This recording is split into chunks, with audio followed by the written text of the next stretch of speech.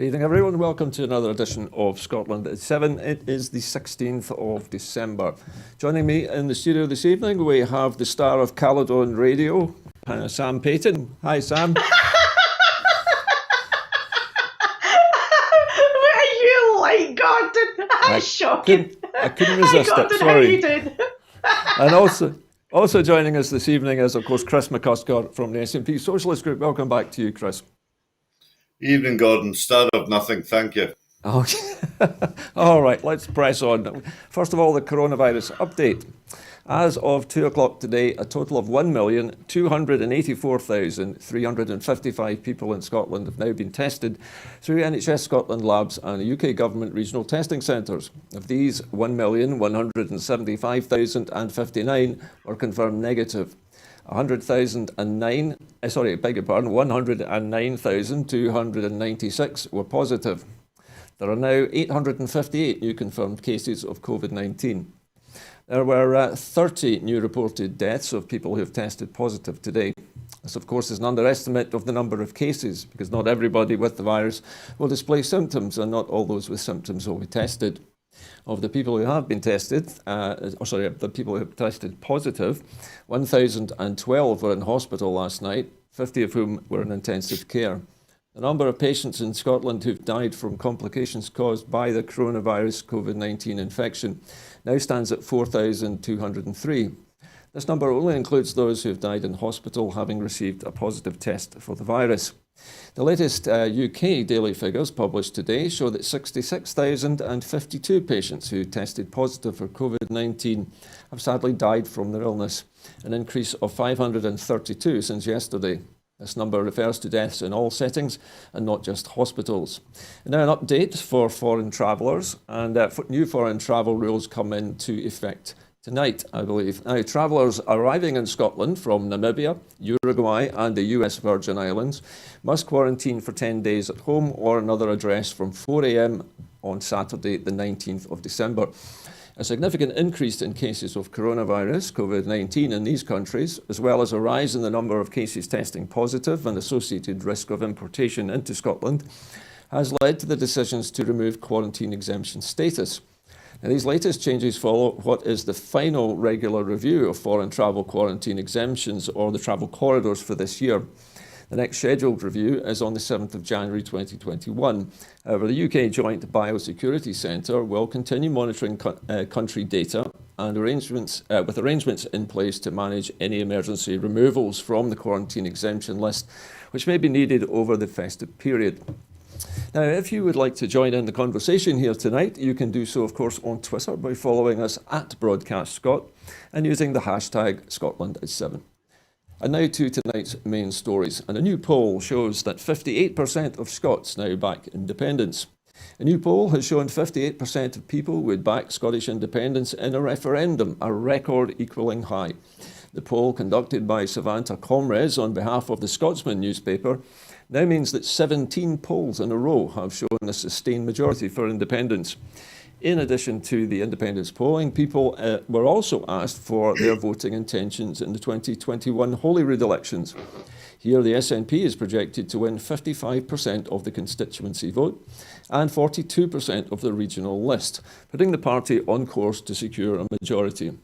Commenting, the SNP Deputy Leader Keith Brown, MSP, said, "This poll, the 17th in a row with a clear majority for yes, shows that independence is becoming the settled will of the majority of people in Scotland. Faced with an arrogant and out-of-touch Tory government at Westminster, which sidelines Scotland's at every opportunity and is dragging Scotland out of the EU against our will, it's no surprise that people want a better future.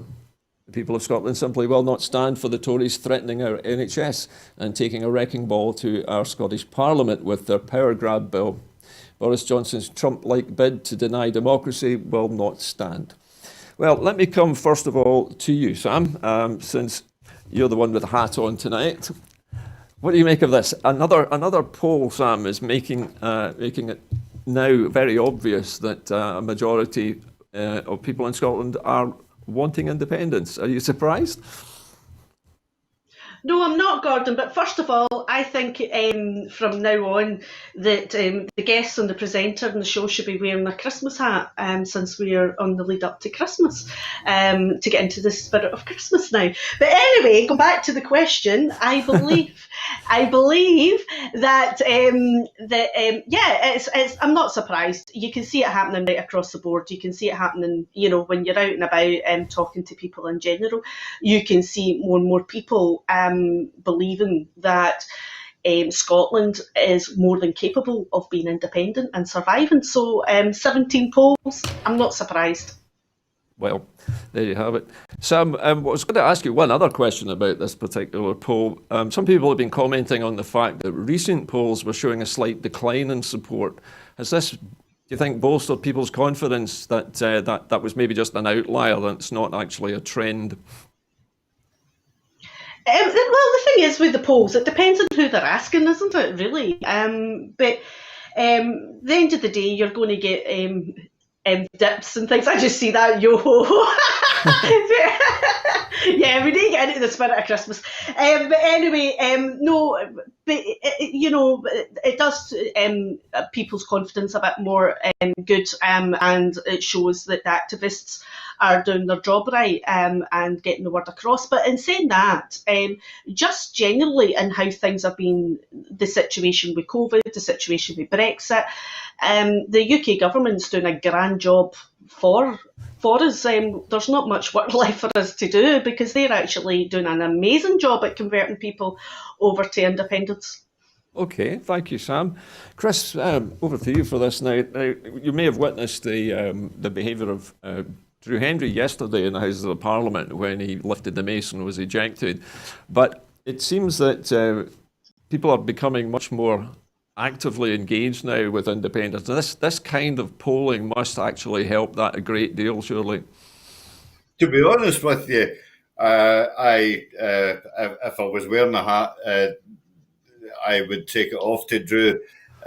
We need to have more of this. We need to, I personally would be in favour of more, shall we say, visible disobedience in the House of Commons, because the place is just an absolute museum, and it's shown the severe. What's the word? The severe lack of trust in the English democracy that we are currently being hostaged under. If I can use that word,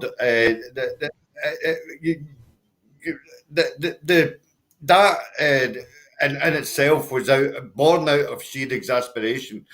Quite simply, Westminster is not listening to any of the devolved competencies. Yes, they're playing plaudits to Northern Ireland and whatnot, and what have you. Chris. But in equal measure, Wales are getting treated exactly the same way as Scotland. So, as soon as the UK Union is actually broken up, then we just need to keep making the positive case for independence. Chris, what do you think the effect will be of the passing of the Internal Markets Bill? Because that, of course, was what Drew Hendry was actually demonstrating his anger about. How do you think that will affect polling? Will we make it above 60%, do you think? Yeah, almost definitely. And with every utterance from the mouths of the Tories, it just ramps up independence. I mean, again, obviously we can't go out and campaign at this moment in time. And when you think that back in 2012 we were on a starting plate of 24%, and by the time we got to 2014, we ended up with 45, unfortunately. Yeah. But now we're not even campaigning, and the polls are sitting at 58%, even before January the 1st hits. And that's when I think that we will see the polls go over 60% come January, and quite rightly so. Okay. And they are, you know, I mean, even Michael Gove was not listening to Pete Wishart the other day there when he was basically saying, you know, at least trying to get him to agree. Yeah. You know, the fact that Poland are giving up. And what they're doing is they are not willing to accept their actions are actually causing the breakup of the UK Union. Okay, Chris, well, let's leave that there for the moment and move on to our next story this evening. And the furlough scheme is to be extended into the end of next April. The Chancellor, Rishi Sunak, announced today that he would extend the coronavirus job support scheme by another month until the end of April, and that businesses would be able to get new COVID loans until the end of March. The news came after Sunak said that he would set out longer-term plans at an annual budget on March the 3rd as he seeks to reduce public borrowing on track with the £400 billion, on track to reach £400 billion this year. The announcement comes as large swathes of the south and east of England are to go into Tier 3 restrictions. Responding to the Chancellor's announcement, the SNP's Shadow Chancellor Alison Thewliss MP said the SNP has long been calling for an extension to the coronavirus furlough scheme well into 2021, so it is welcome the Chancellor has heeded those calls and avoided repeating the mistake of delaying the previous extension to the very last minute. However, the Tory government must go further or it risks stalling our economic recovery from this pandemic. The Chancellor must recognise the scale of the challenge ahead of us and support desperately needed to protect jobs and incomes. The furlough and business loan scheme must be extended for as long as necessary, not simply till the end of March or April.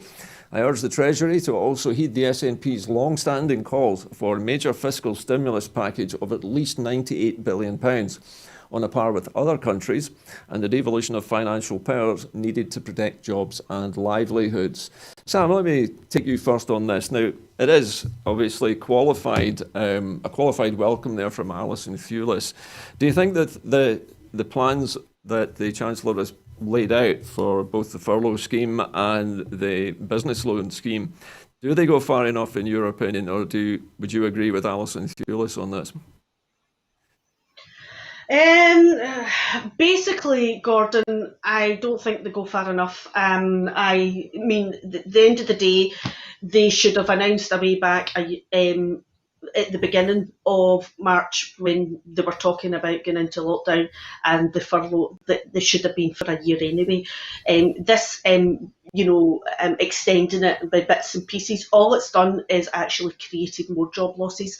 Whereas if they turned round a way back at the beginning and said, do you know something, there's going to be, we think this is going to be for a long time coming, we're not going to go away from COVID quickly, and we're going to have a furlough scheme for a year, then that would have protected a lot of jobs, which we all see it. We all know people who have lost their jobs and because of COVID. And the thing is with the loans, it's all right them saying they're letting businesses to apply for these loans. The problem is nobody knows what's going to happen in the grand scheme of things. So how do businesses plan ahead to be able to afford to pay back these loans? And that's one of the problems, because the last of that, and then after that, the interest. Low interest loans. So all these businesses are now going to be paying on the interest now, and that'll be why you'll be seeing a lot of businesses now starting to go under as well, because you'll have that added onto the fact that if they're in lockdowns, if they're in the tier system, they're getting told to close, especially hospitality businesses. They can't afford to pay this money back. So it's okay in the grand scheme of things to turn and say, oh, you're going to get loans, you're going to get. People need more realistic support, and I'm going to go back to the old chestnut of if there was a universal basic income in place and that had been put in place way back March, April, the economy would be looking slightly different from what it is now. Mm-hmm. So yeah, even though it's good that they are extending the furlough scheme, I think it's a wee bit too little, too late. Okay, thank you, Sam. Chris, you heard what Sam was saying there. From what I read from Sam's reaction there, the fact that Rishi Sunak keeps putting time limits on these furlough schemes and these loan schemes means that at the end of these periods, businesses are going to think, well, at the end of this, I'm going to have to lay people off because there's nothing beyond it. Do you think that, what Sam's saying is correct, that it needs to be more open-ended than this? Well, I mean, Sam's 100% on the ball there, and I can lay testament to that. My former colleagues at the Glasgow airport have been, the majority of them have been paid off now. And what we have now is the fact that we're hearing from the UK government that in order to bypass the slow hold up at Cali and Dover, this moment in time, they're talking about bringing medical supplies in, food supplies in, using the aviation sector. Now, that's all fine, fair and dandy, but, there's a lot of experience that has left Glasgow Airport and Edinburgh Airport, and you just can't throw someone a set of keys and say, right, well, you need to back that plane out because it has to taxi to the runway. Yeah. Or you need to operate that low loader in order to get the container out of that 737.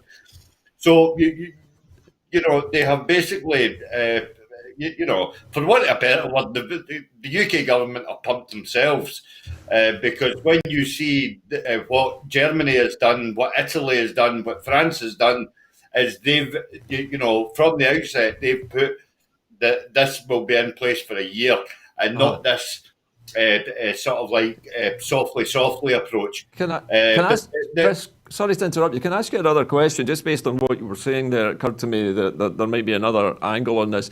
Would it not make more sense, do you think, for the British government to have secured these ports and airports and made sure those staff were there, knowing that they're going to have these delays and they're going to need them, as you pointed out, to bring in these vital medical supplies? It would have made a lot more sense, surely, to protect those vital infrastructure jobs in the first place. Well, you're asking me to apply sense and logic to a UK government that is bereft of clarity and leadership. I only need to mention ports to you, or ferries even. Yep. If we remember way back, they sunk money into a ferry company that didn't have any bloody ferries to start with. Yeah. But what I would want to point out is that this scheme, Gordon, was actually due to be reviewed in January. But what Rishi Sunak has done is he's actually brought it forward. So, I mean, that means that unlike earlier in the year when the government started to scale back the subsidy and ask companies to pay more to cover wages, they were still only paying the national insurance and the pension contributions. So it wasn't complete. Yeah. So, this is... The Tories are trying to sort of like sell this as a positive note, but this is actually the return to austerity. Chris, just on the subject of austerity was actually what I was going to ask you about, because Mr. Sunak has said that he's going to cut public spending to, I think, capping it at £400 billion. Anyway, so we'll have to leave this story for the moment and move on. Okay, I beg your pardon. Sam, here's the thing. Right, okay, sorry about this. Wanting to stick with this subject for the time being, Sam, we're talking about the idea of Rishi Sunak wants to stop these payments in the springtime of 2021, presumably because he's intending to restart austerity, having a cap on the spending on coronavirus of £400 billion. What effect is more austerity going to have on people, Sam, in their daily lives on top of everything else? Well, it's just going to be absolute chaos, isn't it? Because it's just going to be more job losses. And the thing is we don't know what's going to happen in April in terms of COVID. You've got people, it's okay, the vaccination's out, but not everybody will be vaccinated by then. And then you'll have more people already relying on food banks, never mind what's going to happen come April. So the food bank usage is going to be higher. You're going to have charities going to be having to step in and feed people and basically help them to pay their bills. And I mean, everybody knows come April, the weather doesn't get any better up here in Scotland. We're still kind of cold and wet and dreary, so the heating bills are not going to go down. People are still needing heating. So it's going to be absolutely dismal, and that's me putting it as politely as I can. There's no way that they're going to be. There's no support out. I mean, they're cutting back the lifeline of people, and that's what they're doing. Okay, it all seems to be very much more about saving money than actually protecting people's livelihoods. Anyway, I think we shall move on now to Europe. And Michel Barnier has told MEPs that striking a post-Brexit trade and security deal by Friday is difficult but possible, as the European Parliament said it needed agreement by midnight on Sunday to hold a consent vote this year. During a briefing with leaders of the Parliament's political groups, the EU's chief negotiator cautioned against setting a deadline that could not be met after Manfred Weber, the head of the centre-right European People's Party, said that Friday should be the cut-off point. Barnier said that he could relay that message to the UK negotiators, but he suggested that pushing the Parliament's deadline back to the end of the weekend would be wiser, given the remaining difficulties in the talks over EU access to British fishing waters. In a subsequent statement, the Parliament's leaders, apart from the Greens, who withheld their backing, said that they would hold a vote on the 28th of December if there was agreement by midnight on Sunday, the 21st of December. Chris, let me come to you first on this. Another deadline is coming, and we've already seen so many deadlines whizzing past. How much hope do you have that Boris Johnson's negotiators will manage to pull a rabbit out of the hat by the end of Sunday? I'll reply to you in the Glaswegian. No hope and Bob hope. There is absolutely no chance that the UK government are going to get anything close to what could possibly replicate as, a half-hearted deal. The EU have made it perfectly plain that where the UK wishes to have its cake and eat it, the EU are not going to cave in and allow them to do so.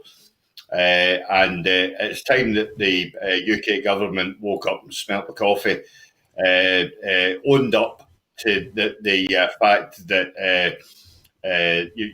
that they have pursued Brexit with a vengeance throughout the COVID pandemic when they didn't have to do.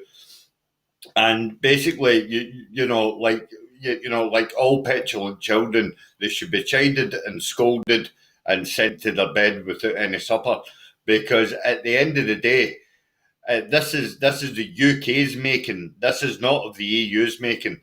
If the post-Brexit trade agreement can be reached by Sunday, the European Parliament, what I can understand, is prepared to hold an extraordinary plenary session before the end of the year. 28th of December. Yeah. They are going to dot the I's and cross the T's. Because, make no mistake, Gordon, the EU will be making all their systems ready to go come January. Yep. It's going to be, as smooth as silk on the European side. And, we are going to be fighting in the dark. And the UK government are going to be making things up as they go along. As soon as the House of Commons reconvenes in the new year. Okay. And that is also the other thing that we need to point out, is the fact that we haven't even been told if our MPs at Westminster are going to be doing any sort of overtime to ratify this. So therefore, again, there is no clarity in leadership coming from the UK government on this matter. Okay, well, thank you for that, Chris. Sam, let me come to you.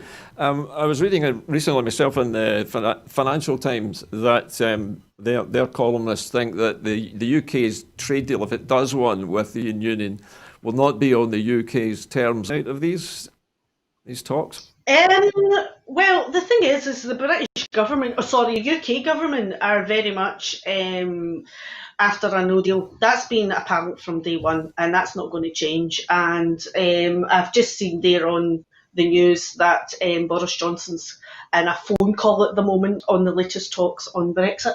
But the thing is, the one thing you've got to look at, and I mean, I'm no expert, I'm not, an expert in this, I'm just a normal wee woman from Dumbarton. But however, even for a normal wee woman from Dumbarton, you've got to ask the question, why is all these big companies who supported Brexit, backed Brexit, moving their businesses and their headquarters out of the UK? And why have they already made preparations? They know what's happening. They've got an idea of what's happening. It's us that don't know. And our Parliament and Westminster Parliament that don't know. So you've got to start asking yourself the questions, right? They know what's going on, they know what's happening. And the thing is, when you're doing a trade deal, if you're doing any sort of business negotiation, whether it's over the cost of something that's going to cost you a couple of £100 or something that's going to cost you a couple of £1 billion or £1 trillion, there is conditions, and both sides have got to come to an agreement, and sometimes that is a compromise, and that's how business works. It doesn't matter at what level. And the thing is, if the European Union are wanting the UK to adhere to certain standards and go by certain conditions, they've got the right to put that in place. Just the same as if the UK were going to be doing trade deals with other places around the world, they would be doing the same. And a lot of times that comes down to humanitarian, and it can come down to human rights as well as various other reasons. So the UK is no any different from any other country around the world. And at the end of the day, I still reckon that we're going to be crashing out on the 1st of January with absolutely it's just going to be dire. It's just going to be dire. Okay, Sam. So you don't have any confidence at all in these talks, then, no? No, definitely not. All right, Sam. Thank you for that. Now, Jacob Rees-Mogg has said that UNICEF is playing politics, responding to the news that UNICEF were providing food to children in poverty in England. In the House of Commons today, Jacob Rees-Mogg said that it was a scandal that UNICEF should be playing politics over it and making cheap political points of this kind. He called it a political stunt and of the lowest order, and UNICEF should be ashamed of itself. Commenting on Rees-Mogg's remarks, Tommy Shepherd MP said, "These ridiculous comments show just how out of touch with reality Jacob Rees-Mogg and the rest of the Tories are. The scandal is that UNICEF have had to step in to feed hungry children in the UK, and it's the UK government that should be ashamed of itself. The Tories spent a decade imposing brutal austerity cuts which pushed children and families into poverty and hardship even before the pandemic, and received criticism from the UN Rapporteur on Extreme Poverty. Now they dare to feign anger at the fact that a UN body is stepping in to help. If the situation wasn't so dire, these comments from the Leader of the House would be laughable. I welcome UNICEF's intervention. It's time the Tories woke up to the stark reality that their policies, such as the two-child cap and the benefit cap, are exacerbating poverty and leaving children hungry." Now, Chris, I know that this is something that you will have a very strong opinion about. What on earth is Jacob Rees-Mogg up to, making comments like this? He's basically championing the mantra of the Tory party, which has never been to be working for the poorest and the most vulnerable and within the UK society. I want to actually, if I can, Gordon, please, I want to actually point out something that Jacob Rees-Mogg actually said that, where is it now?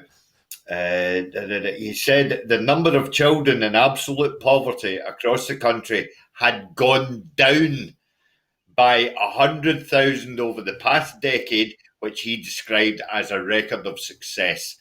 That is an outright lie. And I'm sure we can fact check that, Chris. Well, no, it's actually, it was contradicted by Anna Kethley of the UNICEF's UK Director of Programmes and Advocacy. Right. Okay. She said that UNICEF had to respond to this unprecedented crisis, building on 25 years of experience of working with children's rights, with a one-off domestic response, which was launched in August. So why are we only finding out about it now? To provide support for children and families around the country. More than 700,000 was being granted to community projects around the country to tackle food insecurity during the pandemic. So, Chris, do you think? I was going to ask you, what do you think the motivation was behind the fact that this news was seemingly concealed or not brought to public attention until now? Well, it's just the fact that you know the Tories are great in championing what is relevant to them and hiding and using obfuscation in order to hide things that will show them in a bad light. Which is certainly rude. Oh yeah. No, I mean, that aside, I want to go back and explicitly say what Zara Sultana, the Labour MP, said in the House of Commons today. So for the first time ever, right now, we're talking about from the end of the Second World War, right? For the first time ever, UNICEF, are providing humanitarian aid to children within the UK, having to feed the working classes of Britain. But while children go hungry, a wealthy few still enjoy the obscene riches. So she asked Jacob Rees-Mogg, would the government give time to discuss the need to make him and his super rich chums pay for the fair share so that we can end the gross inequality that scars our society? And I, for one, I applaud what she actually directly asked Jacob Rees-Mogg, because she was directly shaming him and his Tory chums who are laughing up their sleeves and getting away with absolutely bloody murder, whilst the poorest in society are suffering because of their motivation for Brexit, right? Which is, at the end of the day, as Sam pointed out, Jacob Rees-Mogg was one of the first to move his company to Southern Ireland. That's true. At the start of Brexit. And then all his Tory chums and donors started doing the same. Dyson moving out of Britain. Okay. We've seen countless other companies moving out and all the rest of it. We've also seen the fact that Nissan are losing businesses. Yeah. Sunderland and what have you. Wales is losing out on the automotive industry, and it's just because that they are in it for the profit and not for the ordinary people of Britain. Thank you. So I'll have to stop you there to give Sam a chance to reply to this. Sam, it's been apparent for a while that one of the methods that the Conservatives seem to use to deflect the blame is to try and blame the people who are actually trying to fix the problem. Is this what they're doing here, do you think? Yes, it is. It's okay, Gordon. I'm used to Chrissy's rants. But no, it is. And the thing is very much a case of they are so out of touch of what's happening in the real world. And we all know that. And Mogg, this is the man who walks about in a top hat. And who seems to think that falling asleep in the House of Commons is is absolutely fine. Never mind the fact if anybody else was to fall asleep at work, you would be reprimanded, you would be disciplined, and you would have to go through the disciplinary process. The man is a bit of a joke. He's got an absolute cheek, and the thing is we all know, and we are all seeing it, and we're all hearing it. And for ourselves at the moment, the state of the state of affairs in the United Kingdom, down to COVID and Brexit. It's not just one; it's the both. It's the perfect storm. And what the things is what Mog didn't mention is the fact that all the wee contracts that they've gave their friends over the COVID, and the so-called did you know the chumocracy, I think they're calling it. Yes, the Leader of the House is about to receive a dividend of £800,000 this year. Now, if you think if that £800,000 was to go towards families, food banks and things like that, how much help that would do? How many families would that help out? And to think somebody is going to, and the fact that the Westminster MPs voted to give themselves a wage rise when everybody else is getting a pay freeze, at the end of the day, everybody else is suffering, and so why are they awarding themselves a wage rise? When people are out there starving, that's the state. That's the state of the affairs, and these charities. It's a bad day when these charities have got to then step in and help out families to feed their kids, and these charities shouldn't be doing that, especially in one of the. What are we meant to be? One of the in the top 10 of the richest countries in the world. And it's just disgusting. Okay, so really, it shouldn't be happening. Okay, then we're going to move to France now for our next item. The president of France, Emmanuel Macron, has tested positive for coronavirus, his office has said, prompting a track and trace effort across Europe following meetings between the French leader and EU heads of government in recent days. Macron was running the country remotely after going into quarantine in the Elysee Palace, the presidency said. His wife, Brigitte, is also self-isolating. Macron will cancel all upcoming trips, including the December 22nd visit to Lebanon, where the French president has led international efforts to resolve a deep-rooted political crisis. But it was closer to home that Macron's COVID infection spurred other leaders to take their own tests. Macron joined all but 2 of the European Union's 27 leaders at a summit in Brussels late last week to discuss the climate change, the EU budget and Turkey. Macron, the German Chancellor Angela Merkel, Italian Prime Minister Giuseppe Conte and others seen initially mingling in the summit room with their face masks on. German officials said that Merkel wore a mask at the summit and complied with COVID rules. Chris, let me talk to you first about this. It seems obviously nobody is immune to COVID-19. It doesn't matter how important you are. I mean, Donald Trump has had it now, Emmanuel Macron, and we've had the British Prime Minister.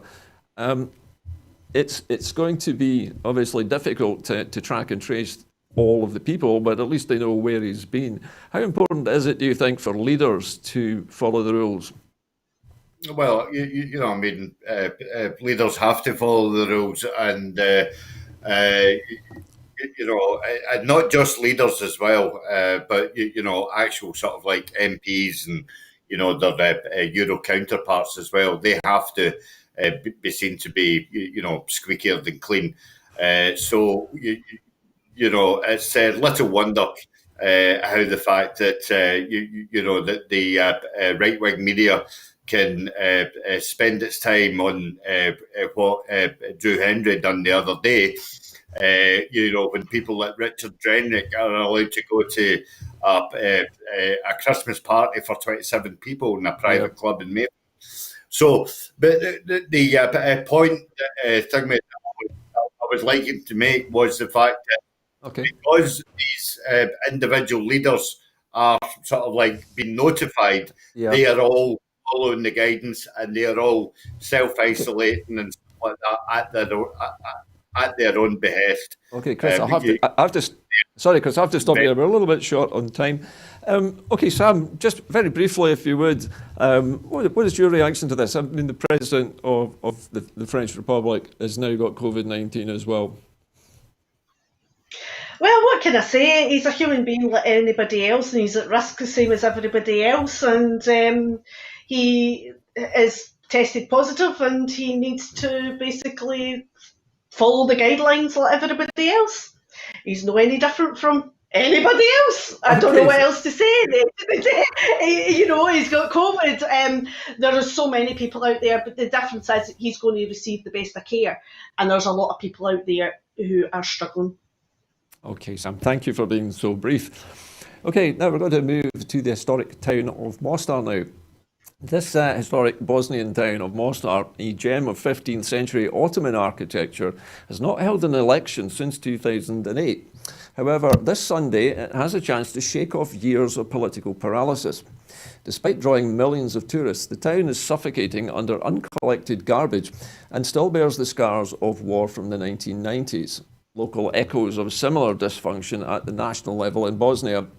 The town of around 100,000 has not held an election for 12 years because its Catholic Croats and Muslim Bosniaks were unable to agree on electoral rules, a row that illustrates the ethnic tensions that brought war to Bosnia 3 decades ago. But the dispute has been settled thanks to a 2019 court ruling won by Irma Baralaja, a philosophy teacher who filed a suit against the Bosnian government at the European Human Rights Court for failing to hold elections in Mostar. They just stole all those years of democracy from us, said Baralaja, who is standing in the multi-ethnic Naša Stranka on Sunday's local government election. We simply must take a step forward to the future, and we cannot live in the past anymore. 25 years since the war ended, analysts say Bosnia must reform and move on from the ethnic politicking towards European Union integration. Chris, this is an interesting one because we all thought the Bosnian War was sort of over and done with, and it sort of dropped off the radar for quite a long time. But it's rather shocking to know that this town of Mostar, an important town, hasn't had any regional elections for all this time, and it is a philosophy lecturer who is actually making things happen.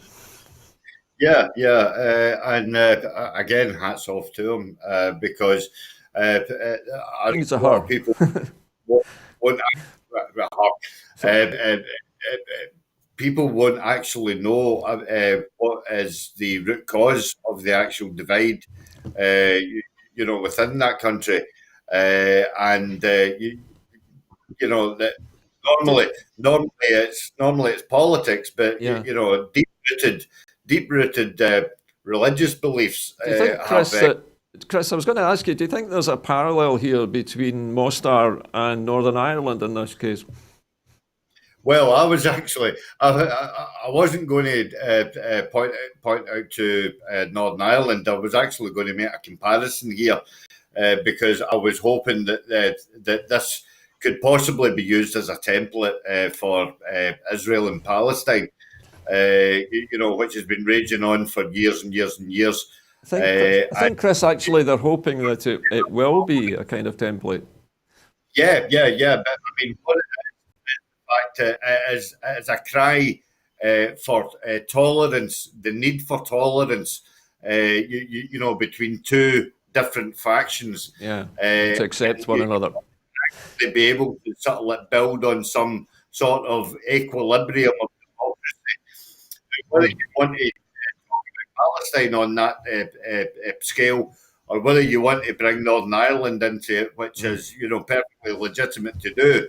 Just as a comparison, Chris, that was all. Yeah, no. But I mean, what I'm saying is the fact that, at the end of the day, religion, and I think if we can see more tolerance for different religions, then, that is obviously a good bedrock in order to build democracy on. Okay, thank you, Chris. Sam, this story also has a European dimension to it, doesn't it? Because, as I understand it, Bosnia is on the sort of waiting list to join the European Union. Do you think that being a part of the European Union is going to help to modernise Bosnia and bring it back into the European fold? Yeah, definitely. The thing is, kind of listening to you reading that story, 12 years without a regional election, that is absolutely horrifying. And it is very much living in the past rather than moving forward and progressing. So, yeah, being able to be part of Europe will also help to encourage that to progress, and which is a good thing. Which is what the UK government has chosen to do the opposite of, which is to live in the past. If you're going to use any comparison in terms of progression and living in the past, two total opposite sides of the same coin. But no, it's good, and as you say, it's one of these things that is kind of dropped off the radar from the Bosnian War, and it's good to see that progress is eventually happening. It's taken a while, but it's happening, which is a good thing. All right, Sam, so you're optimistic for the future. Okay, now we're going to move back to the UK for our next story. And apparently 190,000 UK properties cannot access broadband speeds to meet modern needs.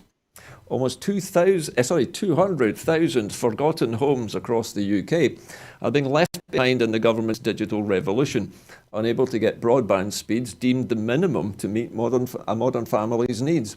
The telecoms regulator, Ofcom, has said that 190,000 mostly rural homes and offices, about 0.6% of all properties, still cannot access decent broadband speeds of at least 10 megabits per second.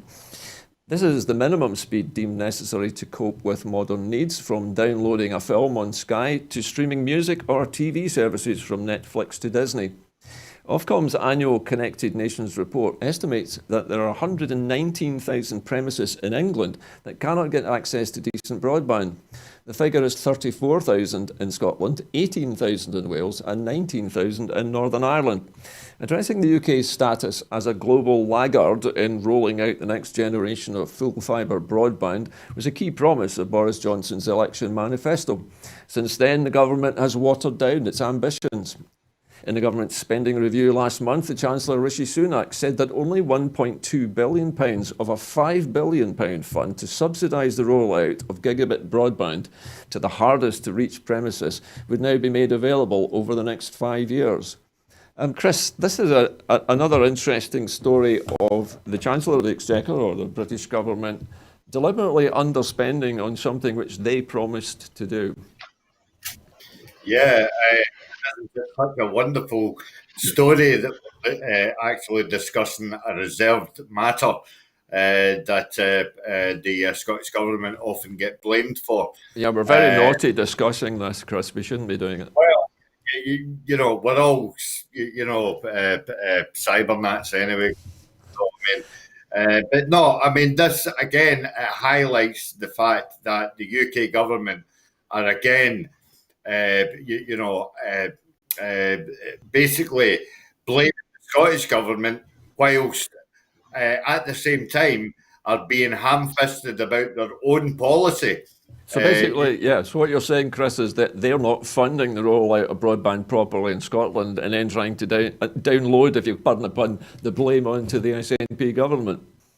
Well, yeah, because in the past we've had stories, about how much the Scottish government have actually put into the rollout of broadband, and concentrating on the rural communities. But time and time again, the government have asked the UK government to match what the Scottish government paid in to that project, and again we've been constantly waiting, and this just highlights as to why we've been constantly waiting, because they've held money back on their initial promise, which I actually believe was a manifesto promise. It was actually, yes. They're actually making a manifesto promise to their own voters. It's the same problem across the UK, Chris. Yeah. Anyway, listen, Sam. Sam, very briefly, if I come to you on this, I mean, how important is broadband in rural areas? I know that your setting is semi-rural, I think we could say. Yeah, I'm in semi-rural, but going back about 20 years ago, Hmm. the Labour government had pledged that every household would have some sort of internet connection. Yeah. And part of that was that in deprived areas, they would pay for internet connection and a computer for every household. That's And right. You've I got was good. lucky enough to be yeah, and I was lucky enough to live in one of those areas, which was Bellsmire in Dumbarton. Uh-huh. Now, there was only a handful of places in Scotland, and what happened was every household in the housing scheme of Bellsmire received a PC and internet for a year. And what that did was it educated people on the use of internet, it encouraged Uh-huh. people to use the internet. It was a generational thing. It set up clubs, internet clubs, cyber clubs, and things like Yeah. that to support each other. And Connected people.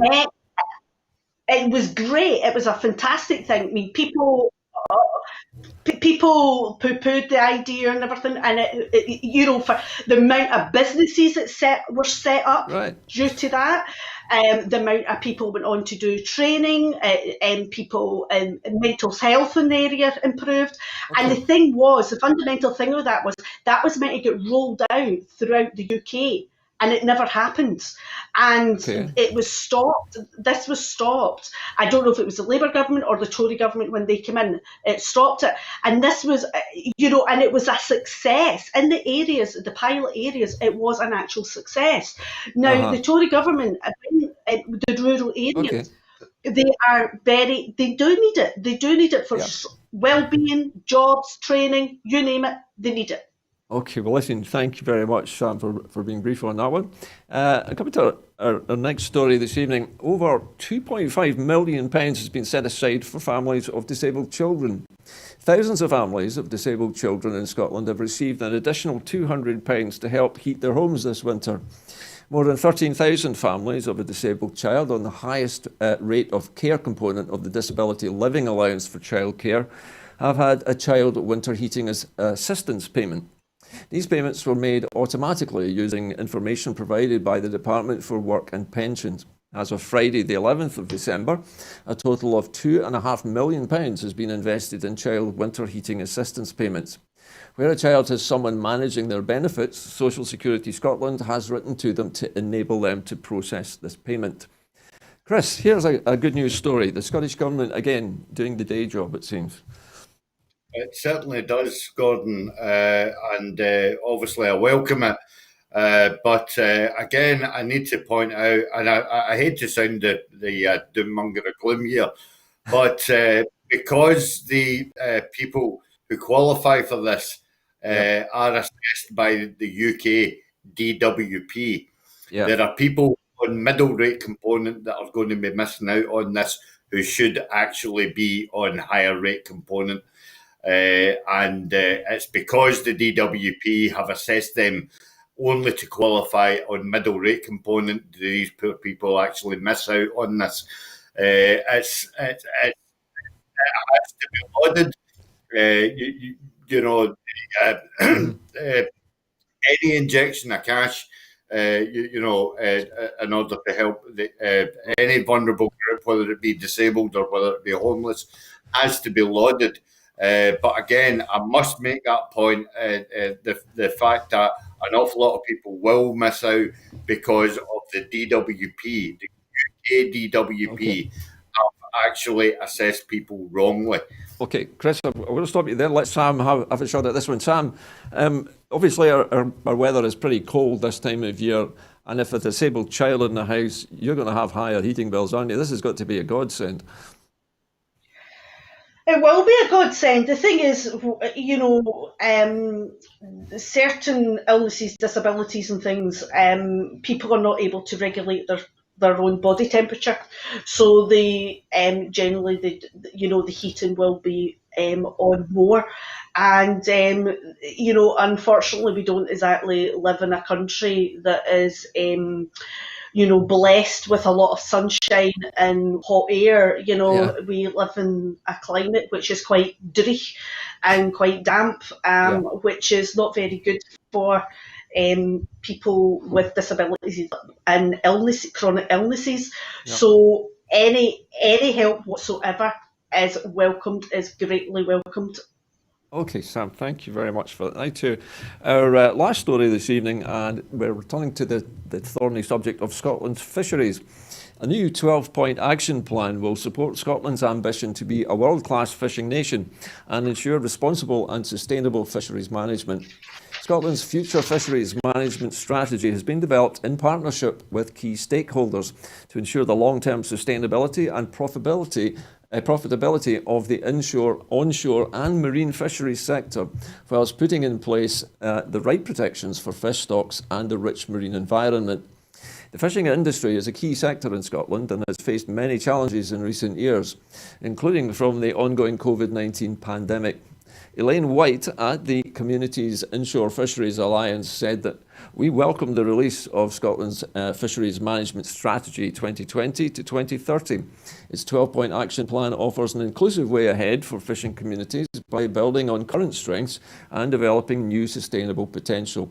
It's clear a range of coastal communities' interests have been considered as the strategy touches on all the topics which might reasonably be expected, such as catching policy, co-management, science and environmental issues, but also rightly places importance on the socio-economic link and the resilience, rural workforce shortages and the cultural significance of fishing to the nation.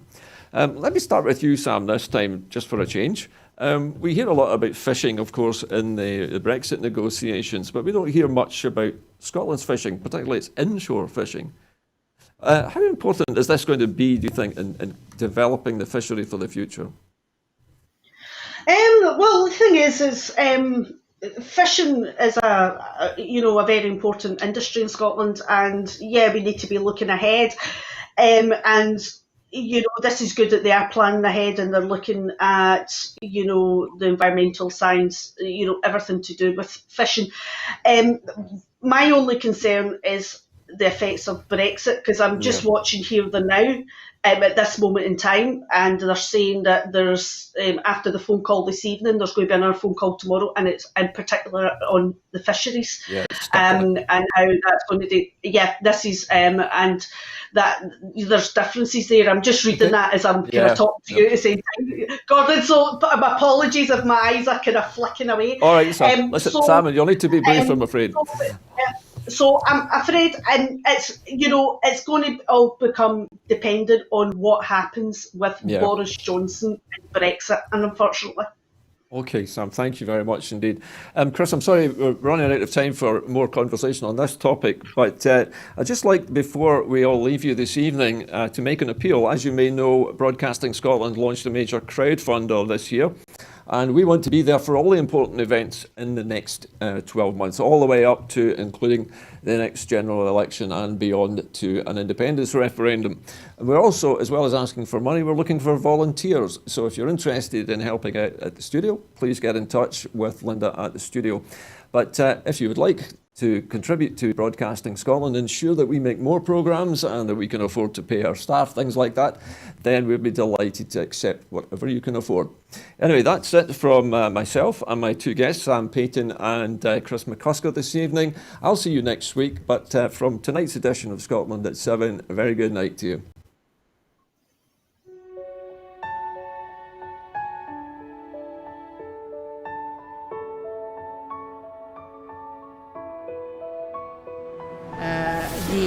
The Catalans, the Basques, the Galicians in the Basque.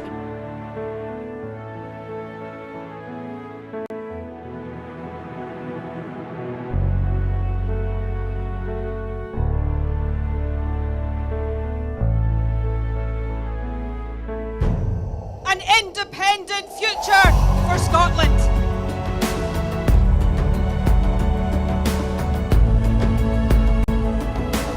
How quickly do you think a referendum can be arranged?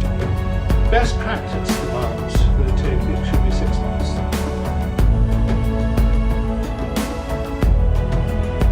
Just looking at the overall share numbers for Scotland at the moment, the SNP 46.4%.